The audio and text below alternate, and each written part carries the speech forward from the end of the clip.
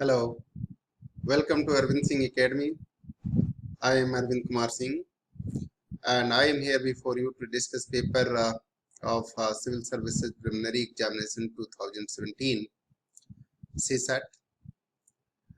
This paper is being discussed in part wise. Mental ability is being divided in 4 segments, and in this segment we will solve code A, paper 2 code A from question 29 to 60. So let me start discussion of these questions one by one and try to understand the way why I'm discussing, and if anything left out, please try to understand. Here, this is question number 49, and in 49 question, this question is, I think heat and trial is best option in which one can solve this question. कुछ 3 अंकीय संख्याओं के निम्नलिखित विशेषताएं हैं। सभी 3 अंक भिन्न भिन्न हैं। संख्या 7 से विभाजित होती है। संख्याओं के अंकों को उलट देने से बनने वाली संख्या भी 7 से विभाजित होती है।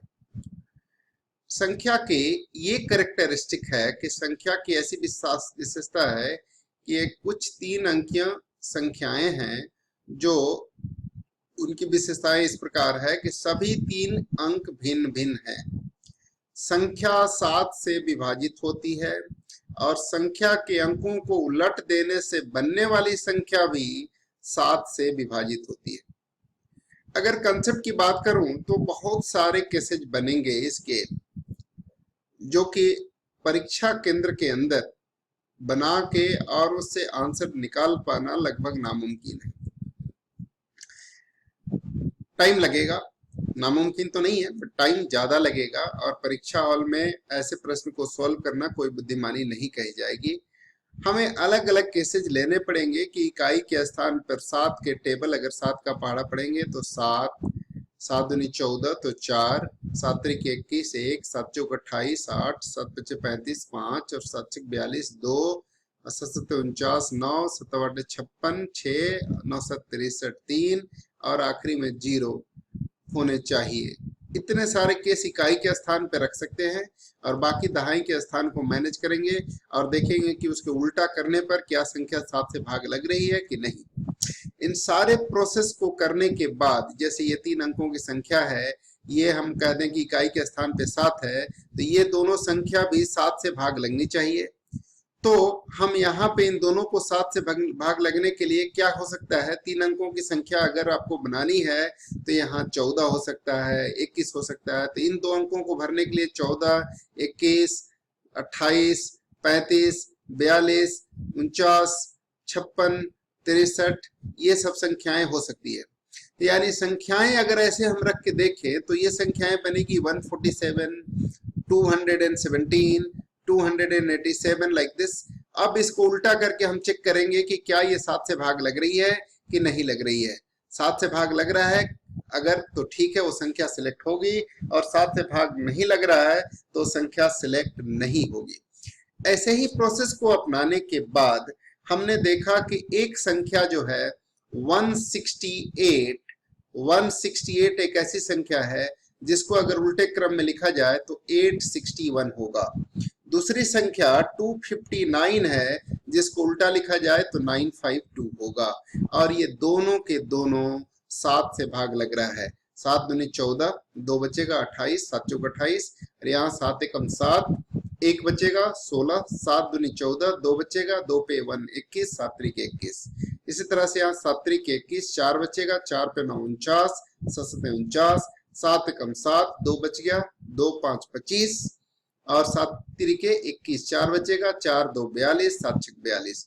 तो ये 4 संख्याएं इस ग्रुप में मात्र मिली मुझे ऐसा सर्च करने के बाद, जो कि 3 अंकीय संख्या है कि उनका उल्टा भी 7 से भाग लग रहा है, तीनों के अंक अलग अलग है, सभी अंक भिन्न भिन्न है। ये पहली कंडीशन सेटिस्फाई हो रही है, संख्या 7 से विभाजित हो रही है और उनको उल्टा करने के बाद भी 7 से विभाजित हो रहा है।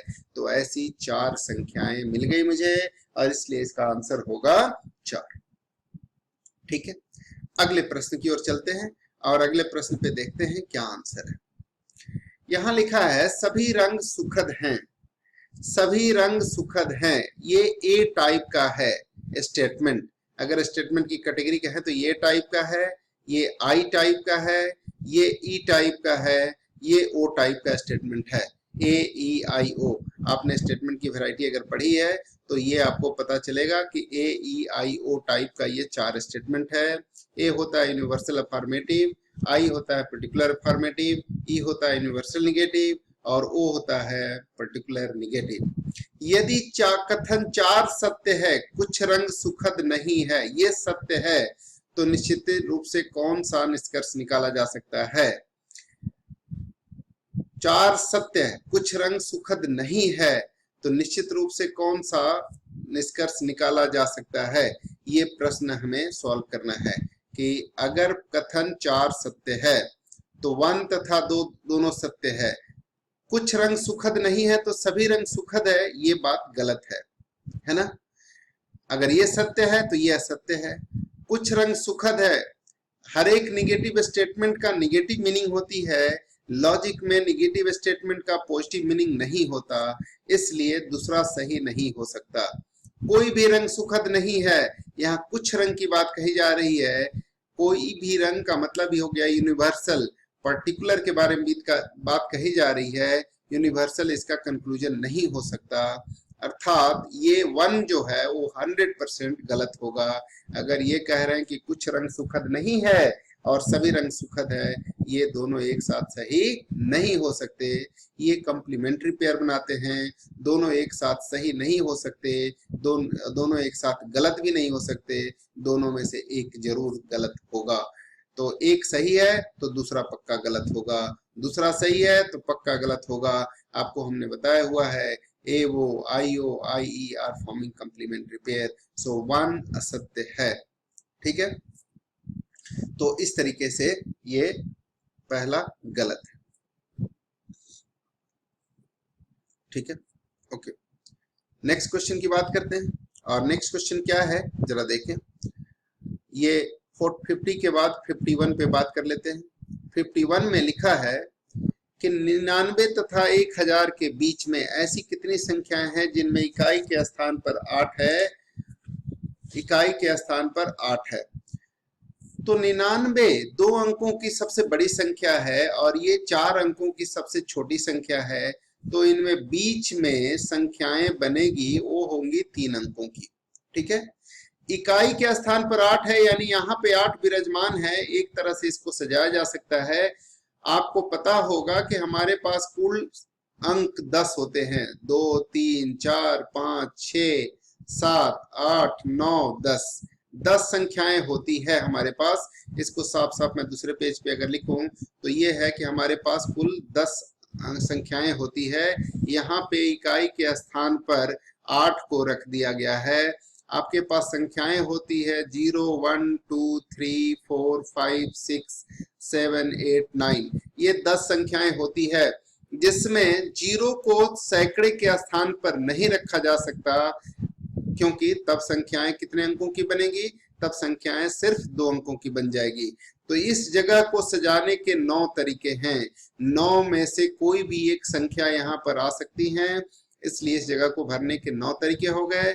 और 10 में से कोई भी संख्या यहाँ आ सकती है, तो इस जगह को भरने के 10 तरीके हो गए।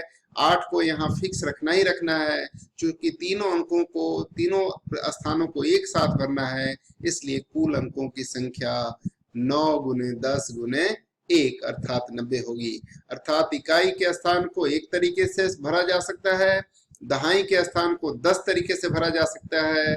10 इसलिए नहीं कि दहाई का स्थान है, 10 इसलिए कि इनमें से कोई भी संख्या यहाँ पे भरी जा सकती है। और सैकड़े के स्थान पर 0 को छोड़कर कोई भी 9 संख्या भरी जा सकती है, इसलिए तीनों जगहों को भरने के तरीके, तीनों ही स्थानों को भरने की तरीके, तीनों स्थानों को एक साथ भरने के तरीके, एक साथ भरने के तरीके हो गए कितने? तो 10 गुने 9 गुने 10 गुने 1 अर्थात 9 गुने 10 गुने 1 एक ही बात है, आगे पीछे मल्टीप्लाई करने से कोई फर्क नहीं पड़ता, फिर भी हम सीक्वेंस के फॉर्म में लिख देते हैं 9 गुने 10 गुने 1 अर्थात 90। इसलिए कुल अंकों 3 अंकों की संख्याएं जो बनेगी, जिसमें इकाई के स्थान पर 8 होना ही चाहिए, 90 बनेगा। 90 ऐसी संख्याएं बनेगी। तो ये प्रश्न जो है वो इस तरीके से हल होगा। इस प्रश्न को हल करने का ये तरीका है और आप इस तरीके से इस प्रश्न को हल कर सकते हैं। अर्थात 51 नंबर का क्वेश्चन इस तरीके से हल होगा। ये है सॉल्यूशन क्वेश्चन नंबर 51 का। ठीक है। 52 नंबर क्वेश्चन क्या है? अगर मीन मीडियन मोड की बात हो, ये प्योर स्टैटिस्टिक्स का क्वेश्चन है, जो कि 12th के बाद, इवन ग्रेजुएशन में ये बात बताई जाती है।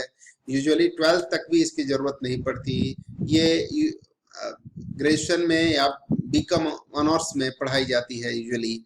तो इस तरह का सवाल पूछा जाना अपने आप में एक बहुत ही महत्वपूर्ण बात है, और मुझे लगता है कि पेपर डिफिकल्ट इन करने के लिए ये सारे हथकंडे अपनाए जा रहे हैं।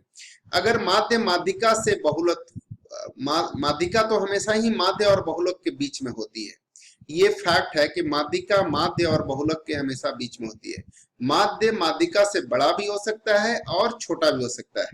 अगर माध्य माध्यिका से छोटा हो, लेस देन हो, तो ये जो वितरण है वो बाईं ओर की ओर शिफ्ट हो जाता है।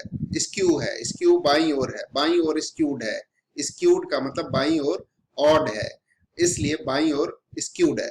और अगर माध्य माध्यिका से बड़ा हो तो दाईं ओर स्क्यूड होता है। ये एक कंसेप्चुअल है, थ्योरेटिकल कंसेप्ट है, जो यूजुअली मुझे नहीं लगता कि आम बच्चों को ये समझ आती होगी। जिनकी स्टैटिस्टिक्स होगी ग्रेजुएशन में उनको ही ये बात पता होगा, या जिन्होंने बीकॉम पढ़ी होगी उनको ये बात पता होगा। बाकी उन बच्चों को पता नहीं होगा जिन्होंने 10वीं क्लास तक या 12वीं क्लास तक पढ़ी होगी। पहले ये पार्ट सी में हुआ करता था 12th के मैथमेटिक्स में, तो वहां पे ये चीज पढ़ाई जाती थी, स्क्यूड और स्क्यूड क्या होता है और उसका क्या क्या उपयोग होता है। लेकिन अब ऐसा किसी भी क्लास के सिलेबस में नहीं है। कुछ स्टेट बोर्ड में ऐसा होगा मे बी। तो ये बाईं ओर स्क्यूड है। अगर माध्य माध्यिका से कम है तो बाईं ओर, अगर माध्य माध्यिका से बड़ा है तो दाईं ओर स्क्यूड होता है। ठीक है।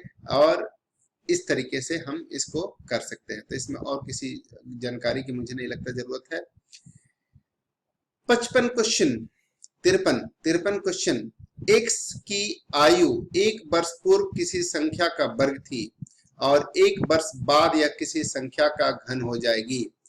यानी 1 वर्ष पहले और 1 वर्ष बाद में ऐसी दो संख्याएं ढूंढनी है जिसमें दो लगातार 2 का अंतर हो और पहली संख्या वर्ग हो और दूसरी संख्या घन हो नंबर का। अगर आप थोड़ी सी IQ बेस्ड अपने आप को मॉडिफाई कर पाए, मैं समझता हूं कि ये क्वेश्चन बड़ा ही ट्रिकी है, और अगर आप इसको थोड़ा मॉडिफाई कर पाए कि ऐसी दो संख्या हमें चाहिए जिसमें एक संख्या परफेक्ट स्क्वायर हो और उसके दो बाद जो संख्या मिलने वाली हो वो परफेक्ट क्यूब हो। आप जरा सोचिए क्या ऐसी संख्या हो सकती है? क्यूब होने के लिए संख्या 8 हो सकती है, तो 8 के दो पहले वाला वर्ग है क्या? 6 वर्ग है क्या? नहीं है जी। तीसरी क्यूब संख्या हो सकती है 3 का क्यूब 27, और 27 के दो पहले वाला 25। 25 परफेक्ट स्क्वायर है कि नहीं है? है। तो इस तरह से हम ये निष्कर्ष पे पहुंच चुके कि संख्या एक होगी। अभी जो है x की वर्तमान आयु, x की आयु 1 वर्ष पूर्व किसी संख्या की वर्ग थी, तो x की वर्तमान आयु जो है वो 26 साल है। वर्तमान आयु कितनी है? 26 वर्ष। x की वर्तमान आयु 26 वर्ष है, और 1 वर्ष पूर्व उसकी आयु कितनी रही होगी? 25। 25 एक परफेक्ट स्क्वायर है, पूर्ण वर्ग था, संख्या का वर्ग था, 5 का स्क्वायर था, और अगले साल वो 27 साल का हो जाएगा, तो वह संख्या 27 किसका घन हो जाएगा जी? 3 का क्यूब 27 हो जाएगा। अब 3 के क्यूब के बाद कौन सा क्यूब होना चाहिए? 4 का क्यूब, और 4 का क्यूब क्या होता है जी? 64, 64। तो 64 ईयर का होने के लिए उसे कितने साल प्रतीक्षा करना पड़ेगा? तो वो हो जाएगा 64 माइनस 26, अर्थात न्यूनतम वर्ष 64 वर्ष होने के लिए न्यूनतम वर्ष 64 वर्ष का होने के लिए उसे न्यूनतम वर्ष कितना इंतजार करना चाहिए?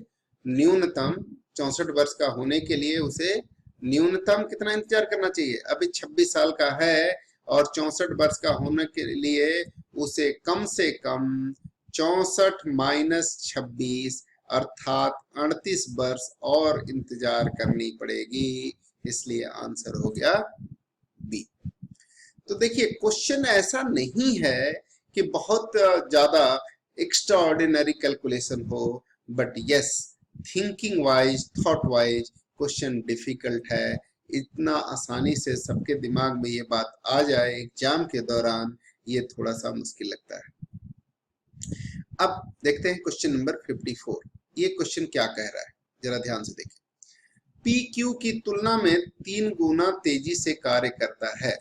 पी की एफिशिएंसी क्यू से 3 गुना है। ये पी और ये क्यू और ये आर। क्यू की एफिशिएंसी अगर 1 है तो पी की एफिशिएंसी क्या है? 3 गुनी है, तो 3 हो गया। पी और क्यू एक साथ मिलकर आर की तुलना में 4 गुनी तेजी से काम कर सकते हैं। तो पी और क्यू की एफिशिएंसी एक साथ मिलकर 4 है, तो आर के तुलना में 4 गुना है, इसका मतलब आर क्या होगा? 1। इसलिए इनकी एफिशिएंसी हो गई 3:1:1।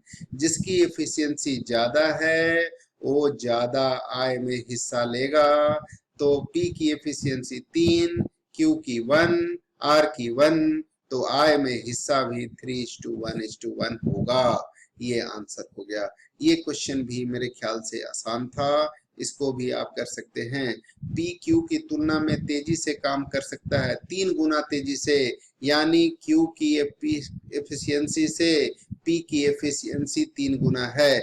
ये क्यू की एफिशिएंसी को अगर x मान लूं तो इसकी एफिशिएंसी 3x हो जाएगी। इसकी 1 मान लूं तो ये 3 हो जाएगा।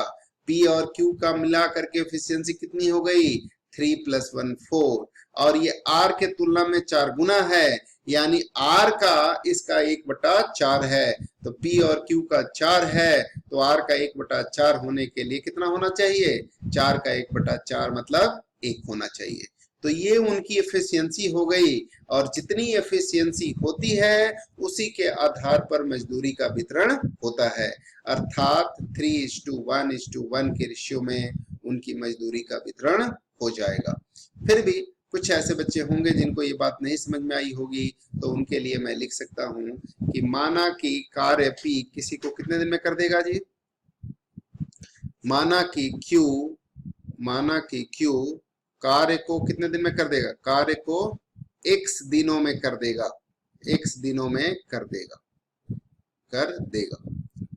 तो P उससे 3 गुना तेज है, 3 गुना तेजी से काम कर रहा है, इसलिए P कार्य को कितने दिन में कर देगा? 3 गुना तेज है तो x/3 दिन में जल्दी काम करेगा। ज्यादा एफिशिएंट है तो जल्दी काम करेगा, दिनों में करेगा। ठीक है। और P और Q मिलके जितना काम कर रहे हैं उसका 1/4 काम R कर देगा। तो P + Q एक दिन में कितना कर रहे हैं? P + Q एक दिन में कितना करेंगे? एक दिन में कितना काम कर देंगे बताइए? 1/x + 3/x, यानी कितना हो गया? 4/x। एक दिन में कार्य करेंगे, एक दिन में इतना करेंगे। R की एफिशिएंसी P और Q की मिलाकर के एफिशिएंसी R की एफिशिएंसी की चौगुनी है, तो R की एफिशिएंसी P और Q का 1/4 है। चूंकि R की एफिशिएंसी 1/4 है तो काम भी 1/4 ही करेगा। तो R एक दिन में कितना काम कर देगा? तो P और Q मिलके जितना किए हैं उसका 1/4, तो 4/x, 4 से 4 कट के क्या हो गया? 1/x। और एफिशिएंसी जो होती है, एफिशिएंसी वो होती है एक दिन में काम करने के अनुपात से।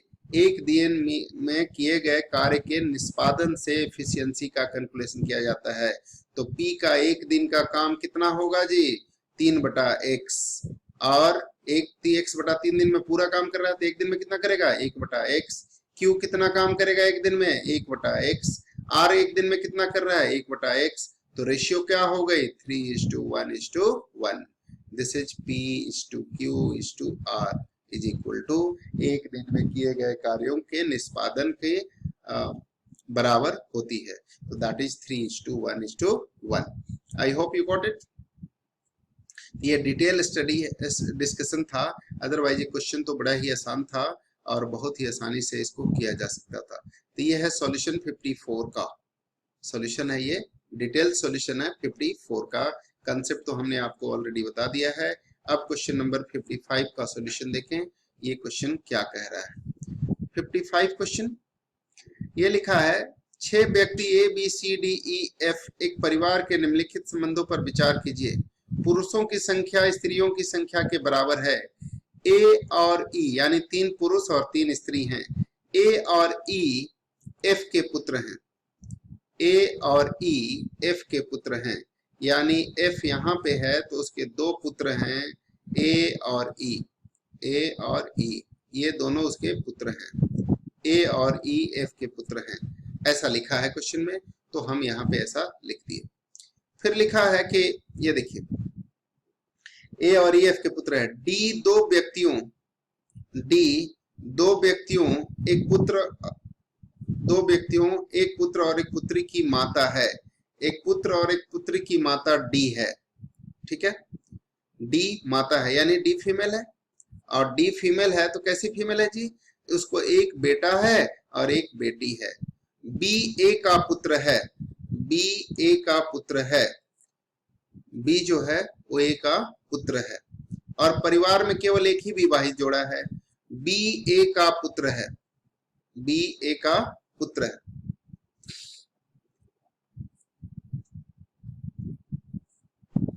बी ए का पुत्र है, यहां पे देखिए बी ए का पुत्र है, इसका मतलब है बी ए का पुत्र है, सॉरी बी ए का पुत्र है, तो बी ऊपर के जनरेशन में होगा, बी यहां होगा। बी ए का सॉरी बी ए का पुत्र है, ये शायद लिखा है ना, ध्यान से उतर गया स्टेटमेंट इसलिए ऐसी दिखते हो रही है। यहां से देखिए क्या लिखा है, बी ए का पुत्र है, तो बी एक जनरेशन नीचे होगा। बी ए का पुत्र है। बी ए का पुत्र है, ठीक है। और फिर क्या लिखा है, एक ही विवाहित जोड़ा है, तो इसका मतलब है कि इसका भी ये दोनों पुत्र हैं और ये 3 पुरुष हो गए, तो 2 स्त्रियां होंगी। 2 स्त्री है, 3 स्त्रियां होंगी, तो ये भी स्त्री है और एक विवाहित जोड़ा है। इसका मतलब है कि अब एक विवाहित जोड़ा कौन हो सकता है। यहाँ पे अगर हम यहाँ स्त्री लिखें तो ये विवाहित जोड़ा तो होगा नहीं, इसका मतलब स्त्री यहीं पे ए की या ई की शादी हुई होगी। चूंकि ए का बेटा है तो ए की ही शादी हुई होगी, और यहाँ पे कोई एक फीमेल होगी। एक फीमेल यहाँ, एक फीमेल यहाँ, और दूसरी फीमेल कहाँ होगी। लिखा है कि ए, यहाँ प्रश्न में देखिए कि डी 2 व्यक्तियों एक पुत्र और एक पुत्री की माता है। डी 2 व्यक्तियों की माता है, तो इसी को एक पुत्र और एक पुत्री होगा। डी यहाँ पे होगी और डी को एक पुत्री और एक पुत्र और एक पुत्री की माता है। डी यहाँ पे होगी, इस दोनों को ये वाइफ हस्बैंड होंगे, और इसी की एक बेटी यहाँ पे होगी। कोई कौन सी, तो ए बी सी, सी बाकी है, सी यहाँ होगी। बी और सी दोनों इनके बच्चे होंगे डी के, और ये दोनों भाई बहन होंगे, ये दोनों वाइफ हस्बैंड होंगे। ई इनका एक बेटा है, एफ जो है वो बूढ़ी माँ है। ये प्रश्न का पूरा स्ट्रक्चर हो गया। अब आप इस आधार पर प्रश्न का आंसर दे सकते हैं। क्या लिखा है, ए बी सी सभी स्त्री हैं। क्या ऐसा सत्य है? नहीं जी, ये पुरुष है, सभी स्त्री हैं, ये बात गलत है। ए डी का पति है। ए डी का पति है। ए डी का पति है, ये बात तो सही है। ए डी का पति है, यही बात सही है, और जो सही है उसको कहने में कोई गलत बात नहीं है।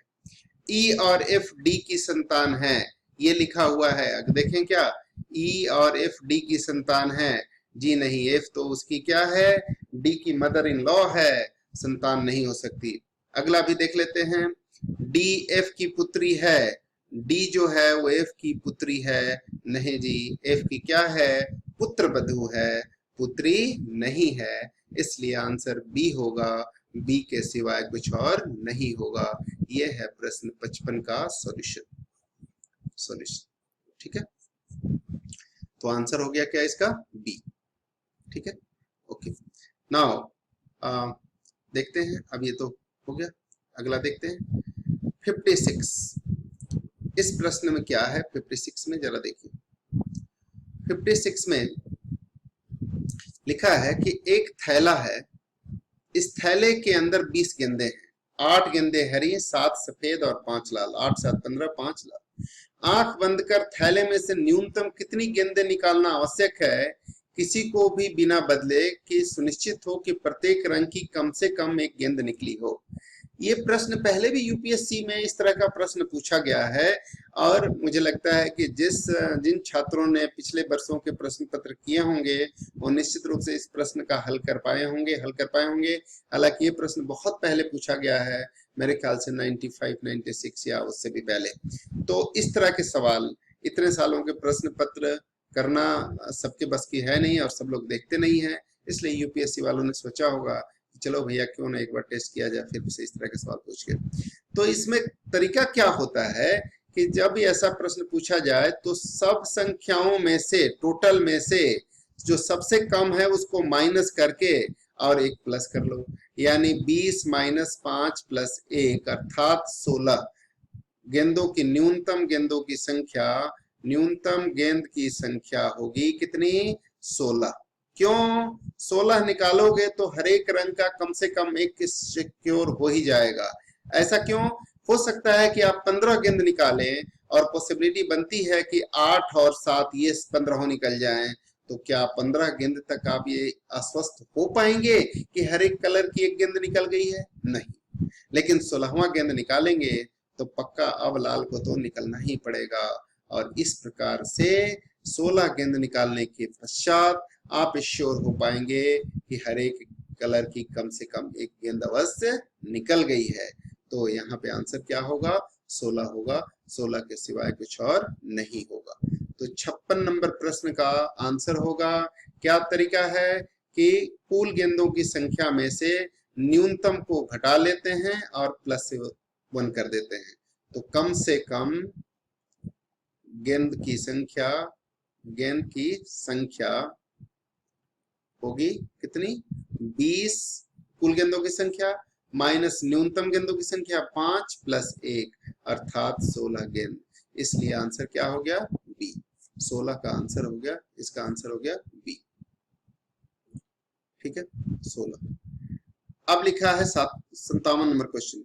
2 लड़कों और 2 लड़कियों को एक पंक्ति में इस व्यवस्था में खड़ा करना है कि लड़कियां एक दूसरे के अगल बगल खड़ी ना हो, तो कितनी संभव व्यवस्थाएं हो सकती है? पहले हम 2 लड़कों को खड़ा करा देते हैं जी। ये 2 लड़कों को 2 जगह पे खड़ा होने के कितने तरीके हो गए? 2 फैक्टोरियल, अर्थात 2 फैक्टोरियल का मतलब 2।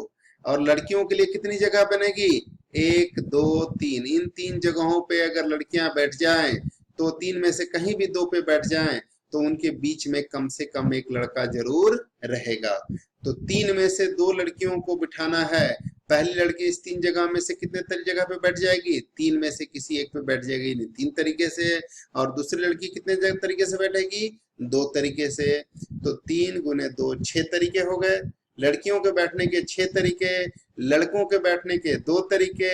लड़के तथा लड़कियां दोनों को बैठना है, लड़कों को भी और लड़कियों को भी, तो मल्टीप्लाई कर देंगे तो आंसर क्या हो जाएगा? 12। और इस तरह से इसका आंसर हो जाएगा 12। चलिए एक बार और इसको डिस्कशन के तौर पे लिख देते हैं।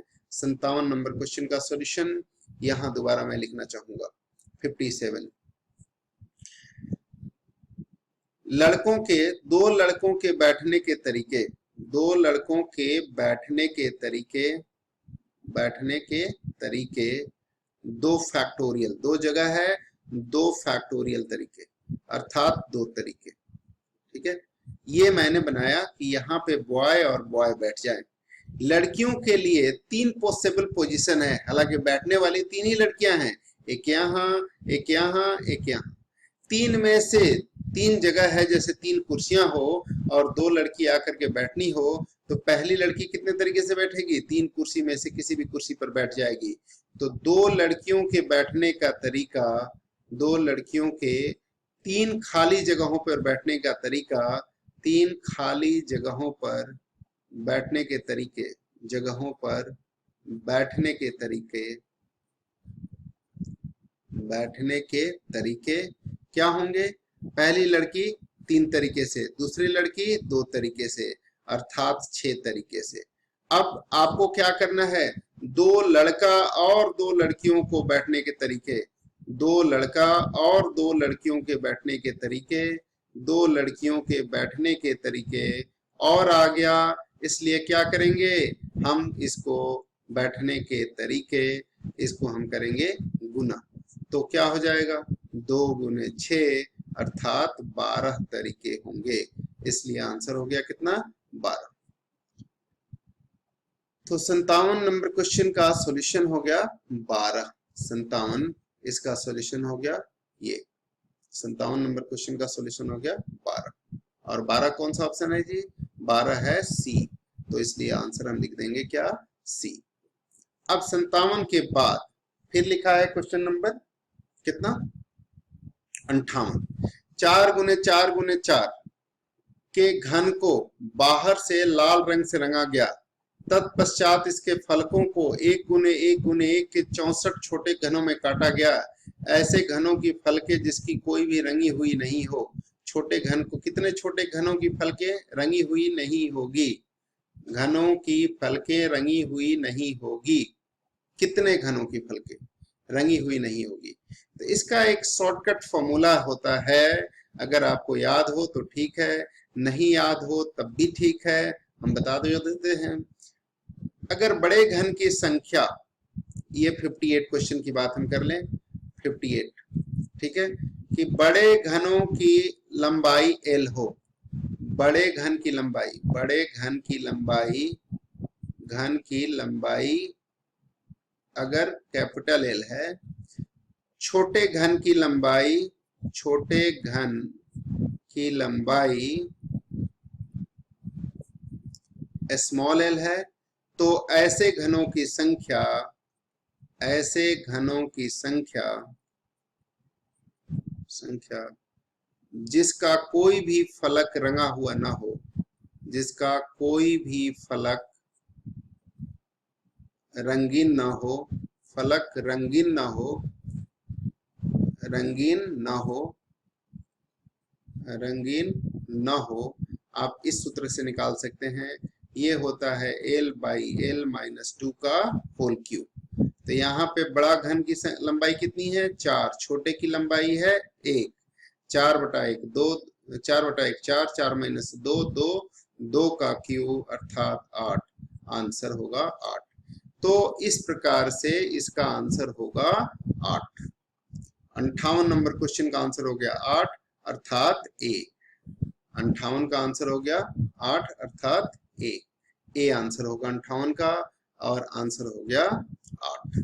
ठीक है, अब हमारे पास है 59। ये देखिए A B C D E F G H एक पंक्ति में उत्तर की ओर मुंह करके खड़े हैं। ठीक है, बी जी का पड़ोसी नहीं है। A B C D E F G H उत्तर की ओर मुंह करके खड़े हैं। देखते हैं इसका सॉल्यूशन। ये देखिए 59, ये है नॉर्थ साउथ ईस्ट वेस्ट, है ना, ईस्ट वेस्ट। तो ये लिखा हुआ है कि A B C D E F G H उत्तर की ओर मुंह करके खड़े हैं। इसका अर्थ हुआ कि सब लोग इधर की ओर मुंह करके खड़े हैं, राइट। ये है यहां से लेकर के और यहां तक ये लोग खड़े हैं, सब लोग।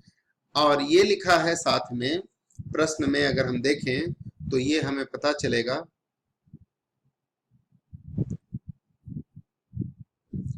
ये कि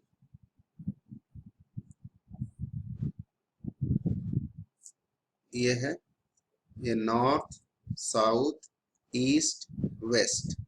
अब इसमें लिखा है प्रश्न में, ध्यान से देखें, लिखा है कि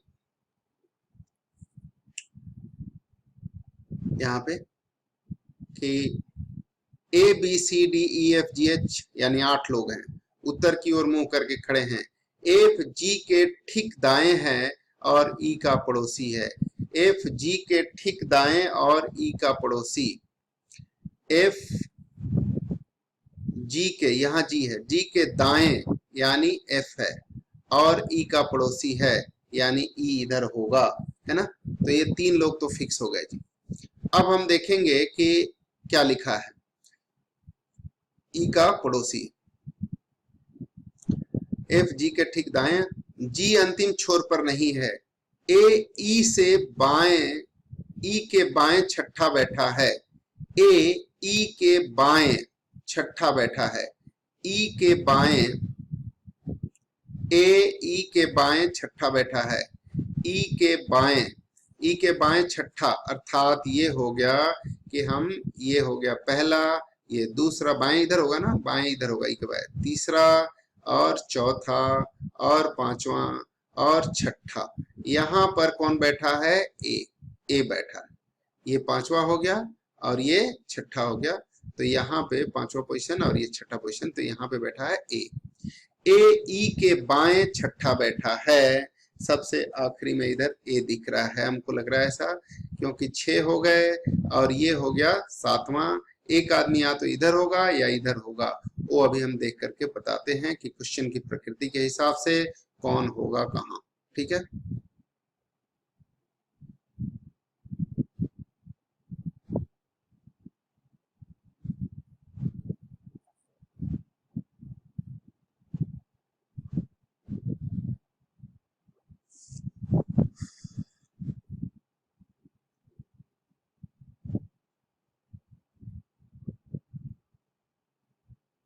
हम्म,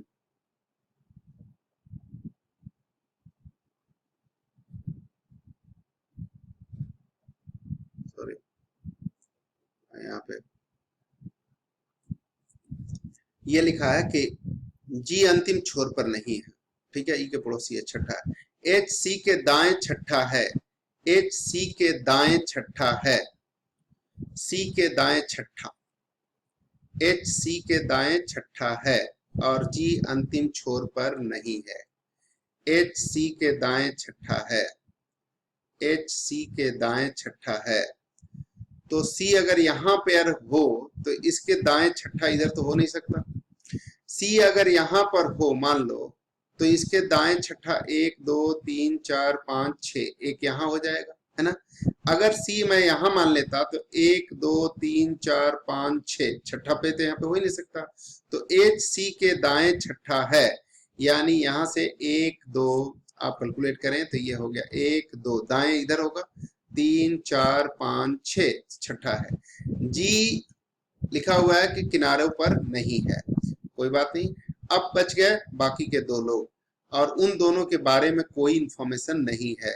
कौन कौन नहीं है जी? बी और डी के बारे में कोई इंफॉर्मेशन नहीं है। हम देखें प्रश्न क्या है, इंफॉर्मेशन के पीछे पागल रहेंगे और पता चला कि उसकी जरूरत ही नहीं थी, तो क्या फायदा है। ठीक है, सो हम देखना चाहेंगे कि प्रश्न है क्या। प्रश्न में क्या पूछ रहे हैं कि उपयुक्त के बारे में निम्नलिखित से कौन सा सत्य है। सी ए के ठीक बाएं हैं। सी ए के ठीक बाएं हैं। सी ए के ठीक बाएं हैं, क्या सही है? ए के ठीक बाएं हैं कि दाएं हैं? सी ए के ठीक बाएं हैं, गलत, दाएं हैं, बाएं नहीं है, तो गलत है। और उसके बाद लिखा है कि डी बी और एफ के सन्निकट पड़ोसी है। डी बी और एफ के सन्निकट पड़ोसी है, नहीं जी, ऐसा भी नहीं है। डी के बारे में अभी पोजीशन फिक्स नहीं है, तो हम कह सकते हैं कि किसके सन्निकट पड़ोसी हैं। जी डी के ठीक दाएं हैं। जी डी के ठीक दाएं हैं। जी डी के ठीक दाएं हैं। डी के ठीक दाएं हैं।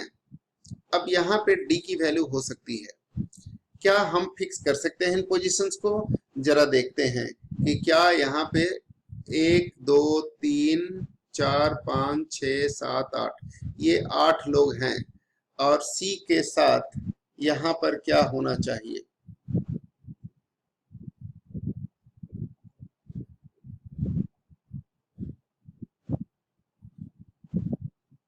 यहाँ पे देख लेते हैं एक बार क्या होना चाहिए। एक बार फिर से इसको कट करना पड़ेगा। बी जी का पड़ोसी नहीं है, बी जी का पड़ोसी नहीं है तो बी यहां पर होगा। बी जी का पड़ोसी नहीं है तो बी यहां पर होगा और डी यहां पर होगा, ये फिक्स हो गया। ठीक है, तो इस हिसाब से हम कहेंगे कि क्या ये वाला सही है कि गलत, कि जी डी के ठीक दाएं हैं, जी ठीक डी के ठीक दाएं हैं, जी डी के, इसलिए सी क्या है, सही। और ये आंसर हो गया इसका सी। तो इसका आंसर हो गया क्या, सी। इसका आंसर हो गया सी, सी आंसर हो गया, इसका आंसर हो गया सी। अब बचा 60 क्वेश्चन। 60 क्वेश्चन के बारे में जरा देखिए क्या लिखा है। 60 क्वेश्चन में लिखा है 256। ऐसा क्वेश्चन यूजुअली एसएससी में पूछा जाता है, लेकिन सिविल सर्विसेज में भी पूछ लिया गया है। 256 का अर्थ है लाल रंग चाक, लाल रंग चाक। और 589 का अर्थ है हरा रंग फूल। यानी रंग दोनों में है, यहाँ पे रंग रंग, और 5 भी दोनों में कॉमन है। इसका मतलब रंग किसके लिए है, 5 के लिए, रंग है 5 के लिए। ठीक है, इसी तरह से अगर हम बात करें तो रंग के अलावा यहाँ पे देखिए हरा रंग फूल। 254 का अर्थ है सफेद रंग चाक, यानी 5 तो है रंग के लिए, ये 5 है रंग के लिए। चौक यहाँ पे भी है और चौक यहाँ पे भी है, इसमें भी है। दोनों में कॉमन वर्ड क्या है, चौक यहाँ भी है, चौक यहाँ भी है, दोनों में कॉमन वर्ड क्या है, 2। तो 2 इसका मतलब है कि 2 किसके लिए इस्तेमाल हो रहा है जी, चौक के लिए। 2 इस्तेमाल हो रहा है चौक के लिए, चौक 2 के लिए इस्तेमाल हो रहा है। 5 रंग के लिए इस्तेमाल हो रहा है, तो सफेद किसके लिए इस्तेमाल हो रहा होगा, 4 के लिए। तो 4 पक्का सफेद के लिए है, 4 सफेद के लिए है, इसलिए आंसर कौन सा हो गया, बी। बी आंसर हो गया इस क्वेश्चन का। तो 60वें क्वेश्चन का आंसर हो गया बी। और इस प्रकार से आप देख पाए कि इन सभी प्रश्नों का हल हमने कर दिया। यहाँ पे 5 कॉमन था पहले दोनों में, तो 5 जो कोड है वो किसके लिए है, 5 जो है वो रंग के लिए है, 2 जो है वो चौक के लिए है, 5 कोड है रंग के लिए, 5 कोड है रंग के लिए, 2 जो है वो चाक के लिए, 4 जो है वो सफेद के लिए बच गया। तो 4 सफेद के लिए है, इसलिए आंसर हो गया 4। और 4 कौन सा ऑप्शन है जी, 4 इसमें ऑप्शन है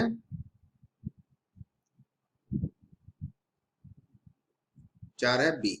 तो इस तरह से आंसर हो गया इसका 60 का बी, बी आंसर हो गया। और इस प्रकार से आप मेंटल एबिलिटी के इस सेगमेंट का भी सॉल्यूशन आपने देखा कि क्वेश्चंस, इसके सॉल्यूशंस ये है। और अगले सेगमेंट के लिए देखते रहिए हमारा वीडियो एंड सब्सक्राइब कीजिए हमारा चैनल यूट्यूब पे अरविंद सिंह एकेडमी, और देखते रहिए इसको। अगले सॉल्यूशन के साथ फिर मिलते हैं। Thank you very much, God bless.